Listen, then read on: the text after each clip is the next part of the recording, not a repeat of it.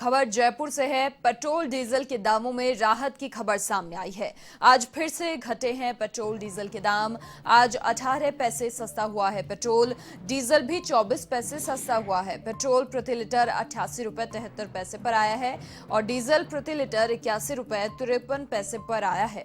तो राहत की खबर, फिर से एक बार पेट्रोल डीजल के दाम घटे हैं। पहले काफी लंबे समय से लगातार जो बढ़ोतरी का सिलसिला था वो लगातार जारी था, आम जनता त्रस्त नजर आ रही थी और आज एक बार राहत की खबर, एक बार फिर से पेट्रोल डीजल के दामों में गिरावट दर्ज की गई है। अधिक जानकारी के लिए संवाददाता बीके शर्मा फोन लाइन पर हमारे साथ जुड़ चुके हैं। बीके, देखिए, इसी बात का इंतजार रहता है जनता को कि राहत की खबर उनके लिए सामने आए। पेट्रोल के दामों में आज फिर से एक बार गिरावट दर्ज की गई है।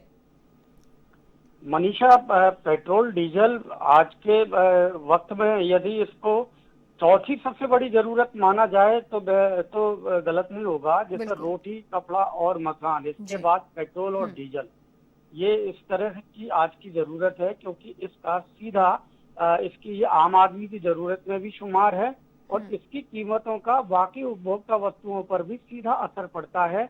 क्योंकि ज्यादातर जो माल ढुलाई होती है एक राज्य से दूसरे राज्य में, एक जिले से दूसरे जिले में, या एक देश से दूसरे देश में जो माल आता है, उन सब में डीजल और पेट्रोल की लागत शामिल होती है। जिसकी वजह से सभी उपभोक्ता वस्तुओं के कीमतों पर भी पेट्रोल और डीजल का सीधा असर पड़ता है।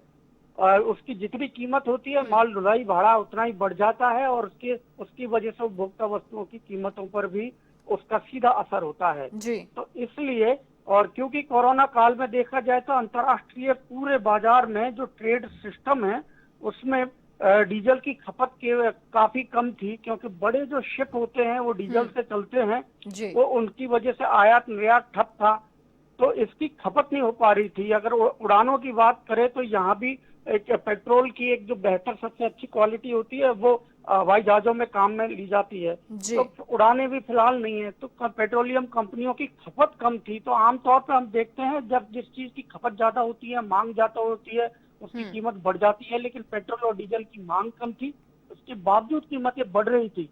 लेकिन अब क्योंकि खपत नहीं है और इसके बावजूद और उपभोक्ता बाजार में इसकी कीमतें बढ़ती जा रही थी, लेकिन अब सरकार को समझ में आया है, पेट्रोलियम कंपनियों को समझ में आया है कि इसकी कीमतें अब घटानी चाहिए।